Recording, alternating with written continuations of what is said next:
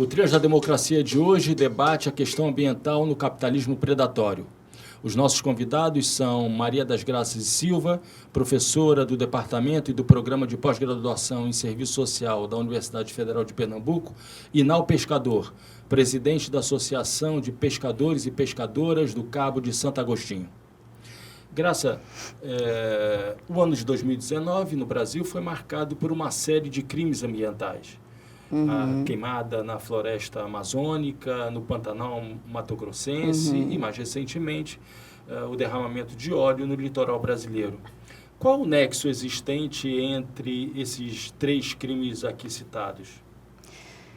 Bem, Marco, eu penso que a resposta a essa pergunta, em grande medida, ela já vem sendo sugerida pelo tema mesmo desse programa de hoje, né?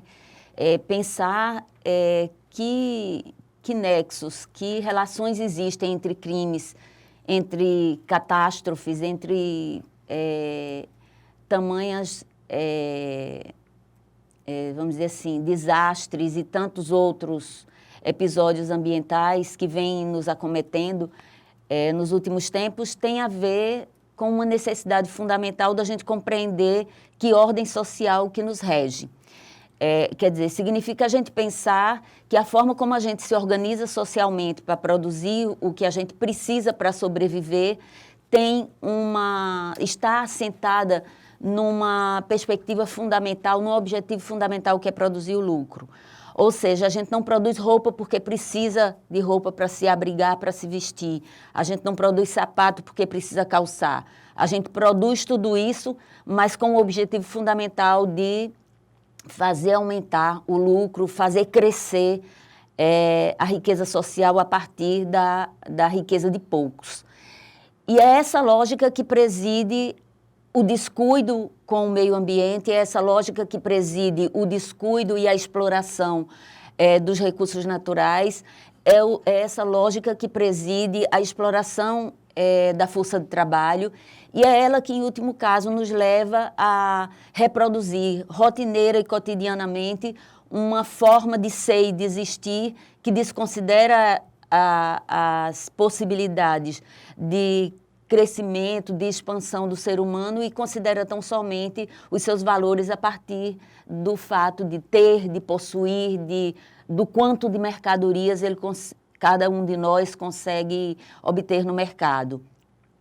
Então, a gente pode dizer que esse sistema predatório, ele está assentado numa lógica de extrema competição entre os próprios capitalistas, por um lado, e, por outro, numa necessidade de expansão infinita. Então, expandir-se infinitamente, né? Hoje nós discutimos, por exemplo, que a gente está numa crise porque não consegue crescer mais de 2%, de 1%, de 0,8%.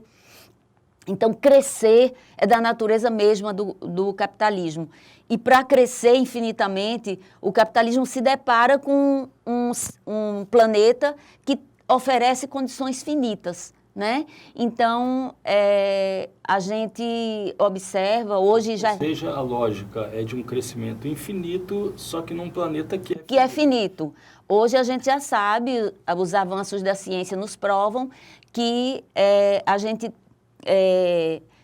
tem hoje, se a gente seguir no ritmo, né, esse dado já é bem utilizado, se a gente seguir no ritmo de produção que nós estamos, e estender esse ritmo de produção e de consumo para todos os habitantes do planeta, a gente precisaria de, no mínimo, 2,6 planetas para nos abastecer. Nós não temos 2,6 planetas, né? Então, nós temos... Esse sistema ocasiona... Depois eu vou chegar especificamente nesses episódios, mas é importante destacar que esse sistema ocasiona, por um lado, uma voracidade muito grande na extração dos recursos naturais. Para você ter ideia, tem um estudo da ONU que nos informa, por exemplo, que dos anos 70 até 2015, a gente teve um aumento da população mundial da ordem, né, quer dizer, a população mundial dobra, enquanto a extração de recursos naturais chega a quase 4 vezes.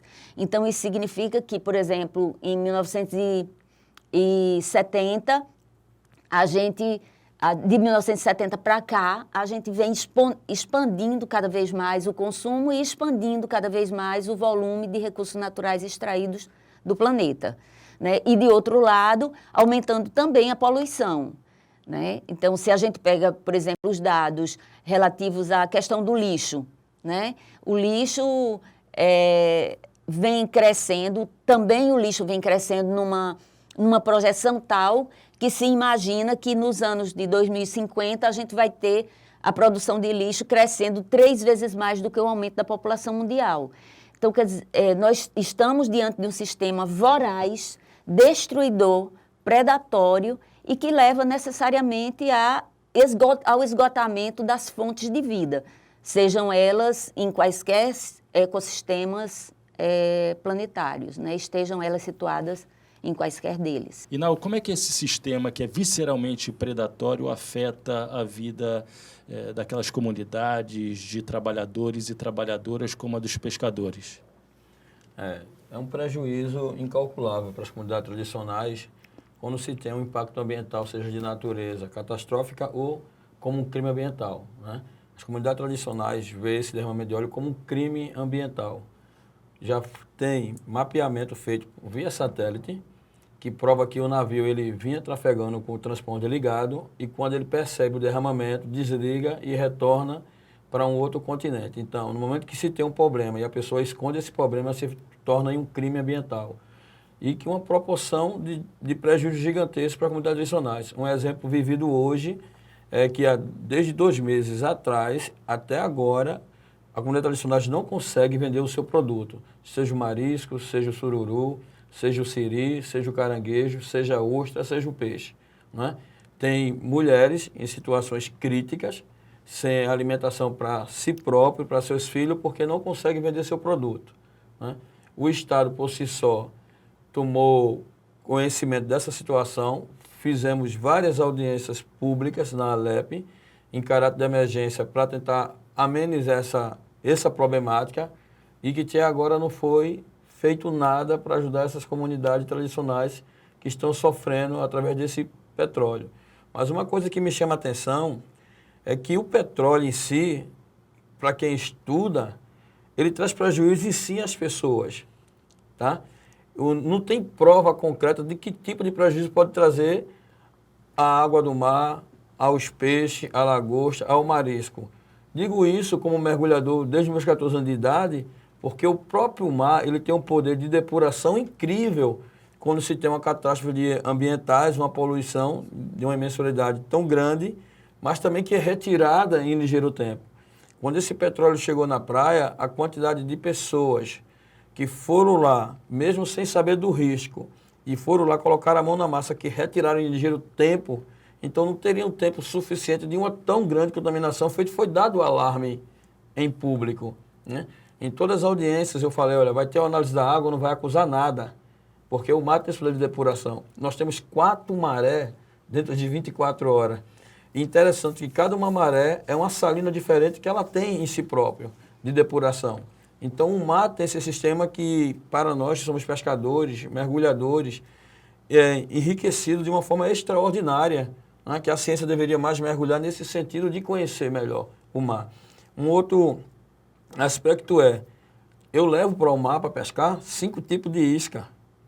Eu levo camarão, levo minhoca, levo taçoca, levo sardinha e levo agulha. Porque quando chega lá embaixo, o peixe não quer pegar com camarão, pega com agulha. O peixe escolhe a isca que vai comer. Agora, conhecimento científico, eu não posso te falar diretamente, mas assim, conhecimento prático, verídico, eu posso te contar. O que aconteceu com esse petróleo, aonde ele chegou nas praias, tá? Ele é contaminante sim. Os peixes se afugentavam. A prova que eu mergulhei, desde o primeiro início, estou mergulhando até agora, fazendo monitoramento desse petróleo, e aonde ele estava presente, não existe vida marinha nenhuma. O peixe se afugenta. Não tenho medo de dizer, porque muitas pessoas me viram com a mão na massa recolhendo o petróleo, tá? E viu que também eu guardei vários fragmentos para mim, vários pedaços grandes também, para eu mesmo fazer minhas próprias conta-prova, Porque teve tanta especulação, mas não tinha um laudo de onde se procedia esse petróleo, não tinha um estudo de impactos ambientais para saber até onde ia esse grande prejuízo. Então eu comecei a fazer meu próprio estudo, pegando esse petróleo, guardando e mergulhando em vários setores que tinham peixe. Então, vários setores que chamamos corais, onde tinha peixe, eu descia com esse petróleo dentro de uma mochila, colocava lá e os peixes se afugentavam. Quando retirado, no outro dia os peixes estavam tudo de volta. Então, é uma das provas concretas que o peixe não se alimenta desse petróleo. Um outro fato foi que a gente foi com a equipe do Greenpeace fazer uma experiência numa área que foi muito afetada, que se chama Ilha de Cocaia, de frente do Porto de Suape, onde a gente usou uma rede, né, que é uma malha que a gente usa para pescar o peixe agulha, e que essa rede mostrou que ela consegue pegar dos fragmentos maiores ao menores. E quando colocamos o mesmo petróleo na área de manguezais, junto com a isca, nenhum siri, nem caranguejo, aratu, nenhum vinha se alimentar. Porém, quando tirávamos o petróleo de próximo da isca, então eles vinham se alimentar da isca. Tá? Então, isso era para ter levado em conta. Então, o petróleo trouxe um prejuízo muito grande para as comunidades tradicionais, mas também a imagem do que foi falado nas mídias sobre esse petróleo trouxe uma pior, que é exatamente hoje a recusa do consumo de pescado, que ninguém consegue comer o pescado. Graça, não fez referência ao Porto de Suape, né? E você é uma estudiosa dos impactos sociais e ambientais decorrentes da construção do porto e da transformação daquela região numa região industrial. Não é? E isso é anterior à ocorrência dessas grandes catástrofes que chamam muito a atenção. Sim. Quais foram esses impactos que você detectou nas tuas pesquisas no decorrer dos últimos 10 anos? Então, Marco, a gente iniciou nossos estudos tentando entender os principais impactos causados pela instalação da indústria naval e principalmente do estaleiro Promar na época. E isso foi nos levando a entender um pouco o que se colocava na dinâmica territorial ali, né? Quais eram as questões e as forças que estavam se confrontando naquele momento. E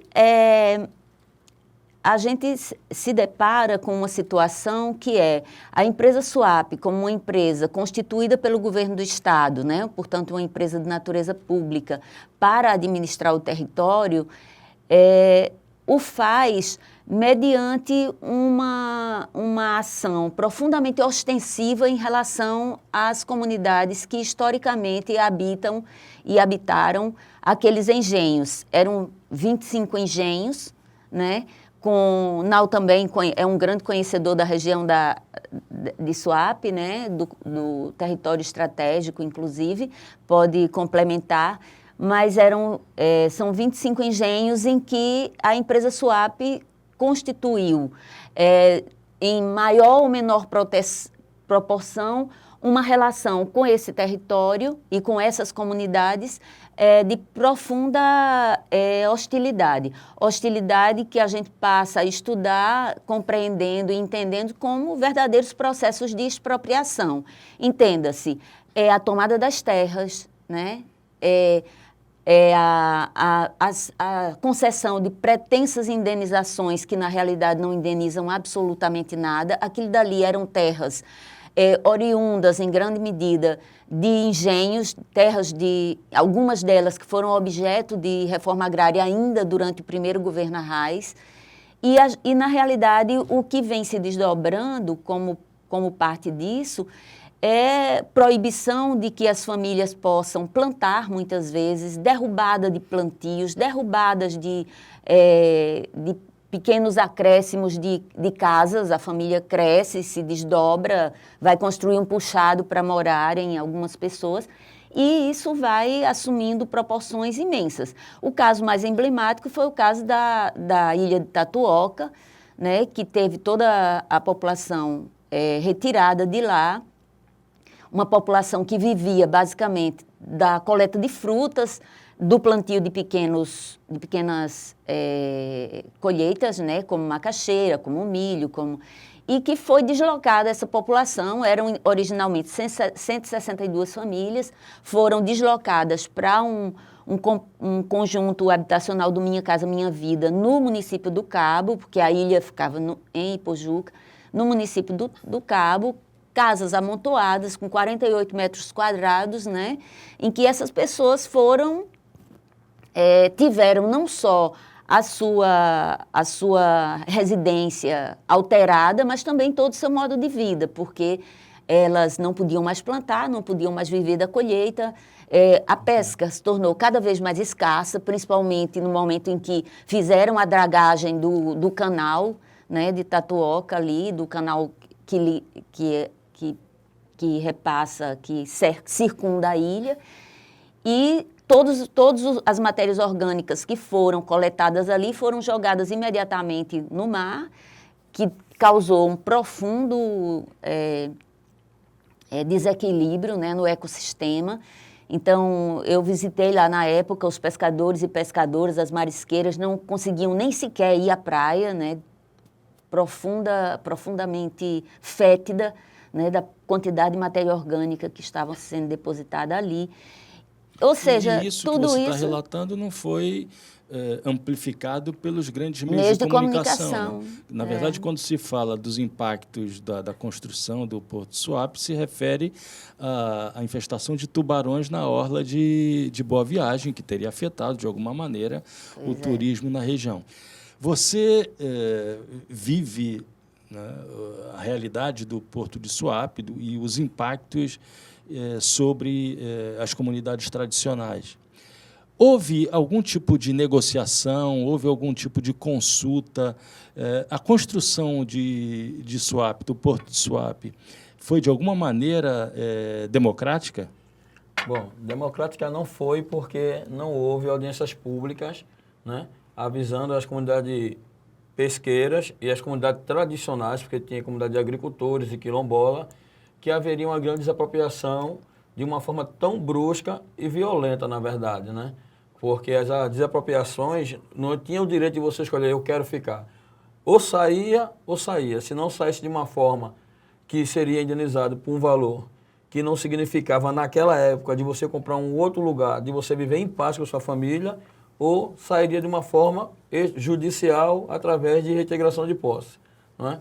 E quando você resistia a essa situação de não querer sair, existia grupos, né, de motoqueiros que se denominaram milicianos, que iam lá, amedrontavam, passavam de noite, de dia. As crianças, quando viam as motos, os carros de Suape, corriam, se escondiam apavoradas, né?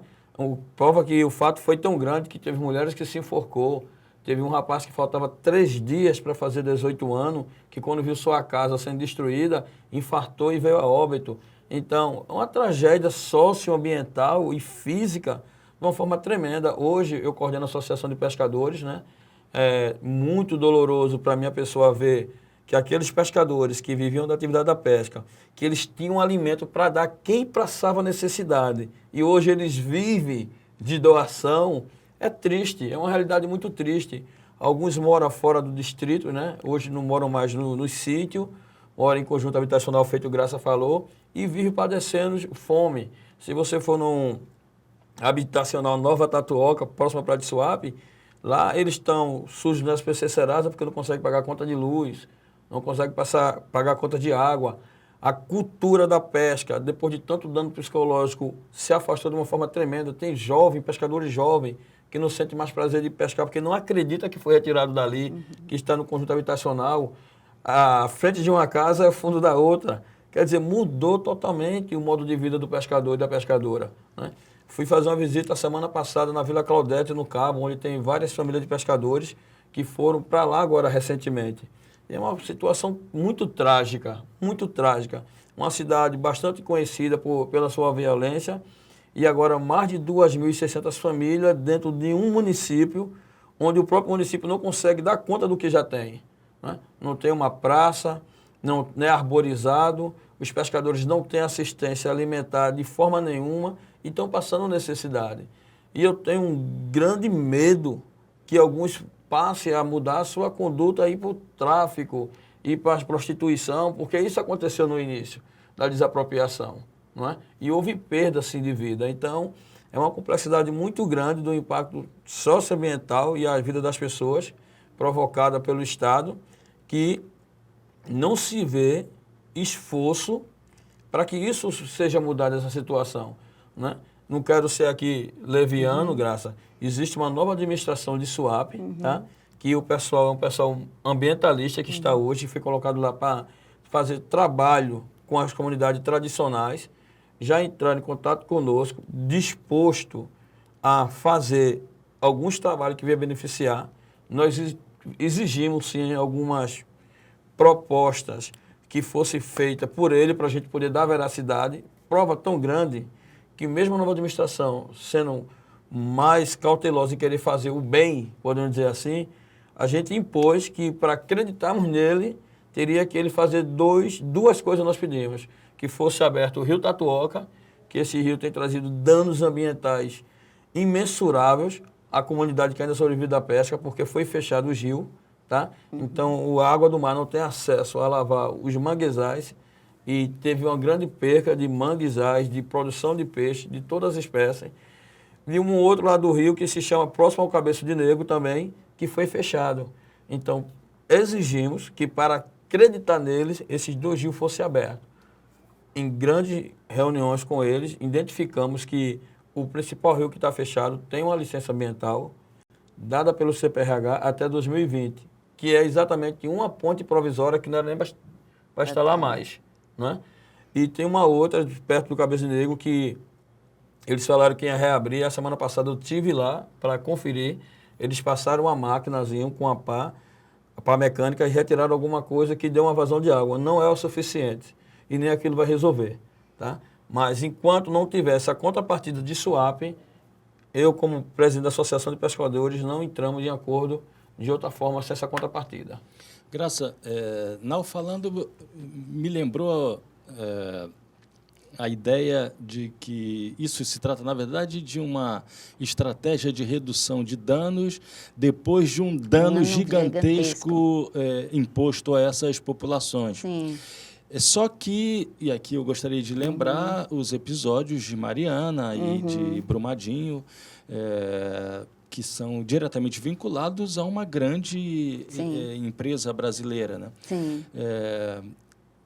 Como é que é possível analisar em termos conceituais aquilo que aconteceu em Mariana e Brumadinho? Realmente nós estamos retornando a um período extrativista que marcou a nossa história colonial?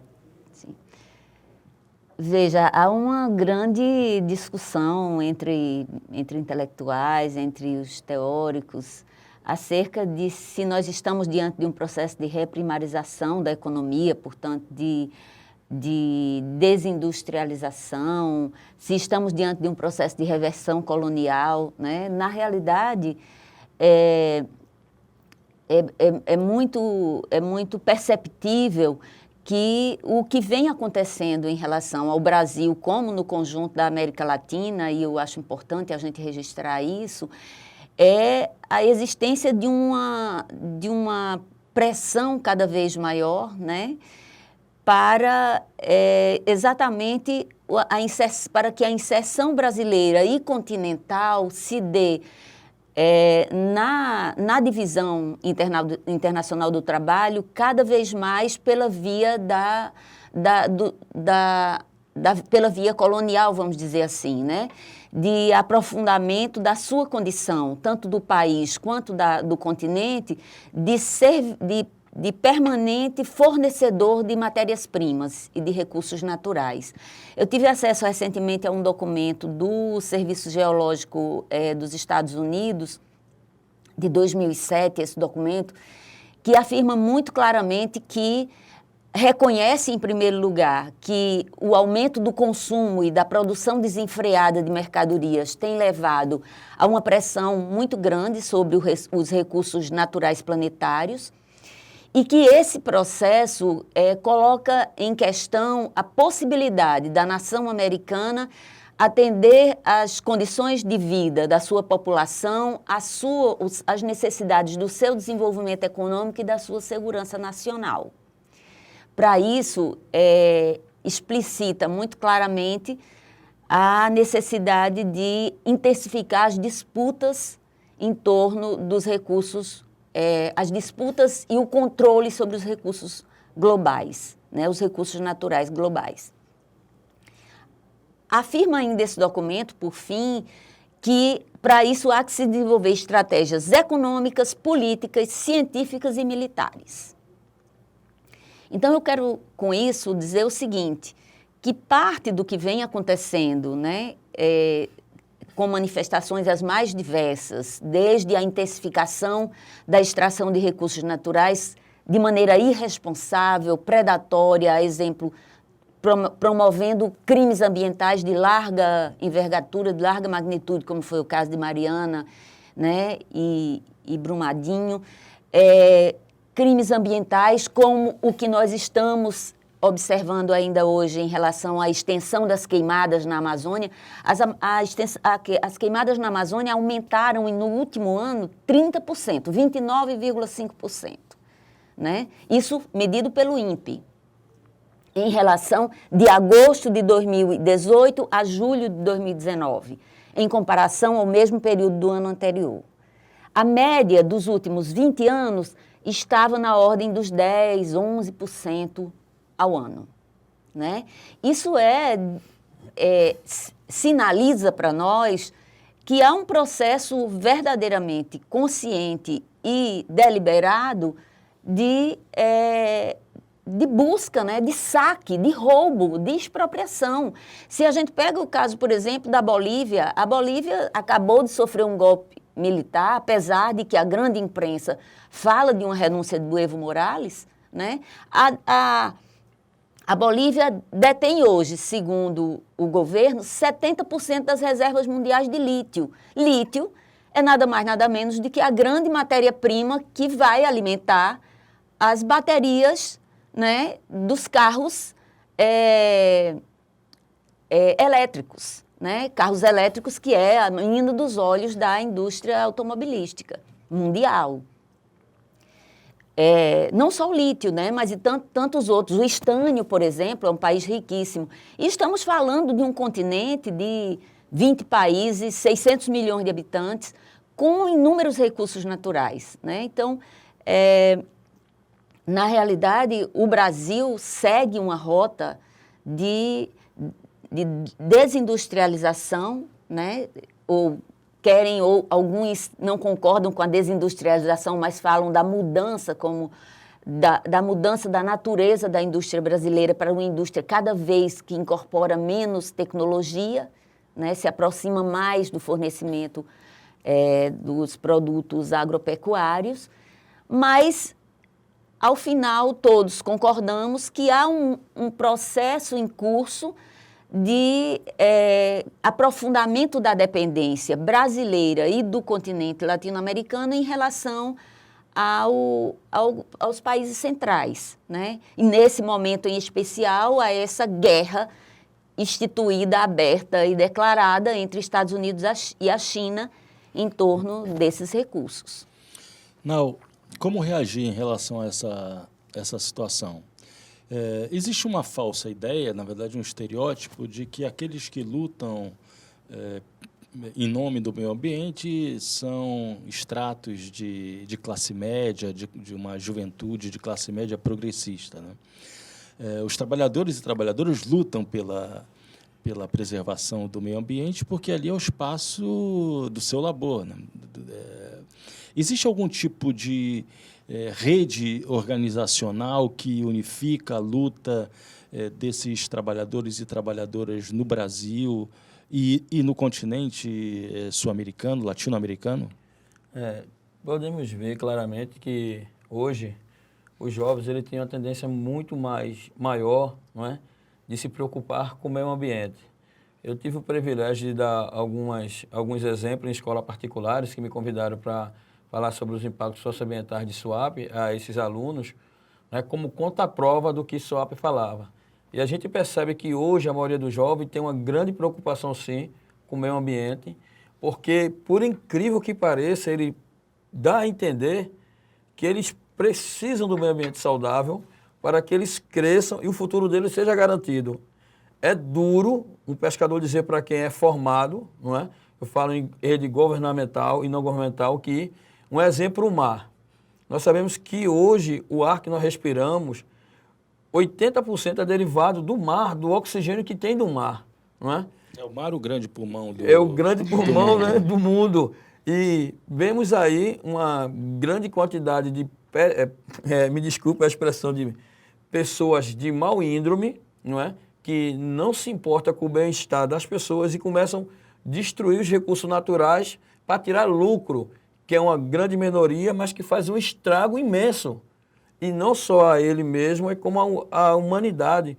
Podemos ver, eu tive vendo a semana passada, que a Veja publicou isso em 2007, o planeta Terra, o globo Terra, em cima de um eixo, não é?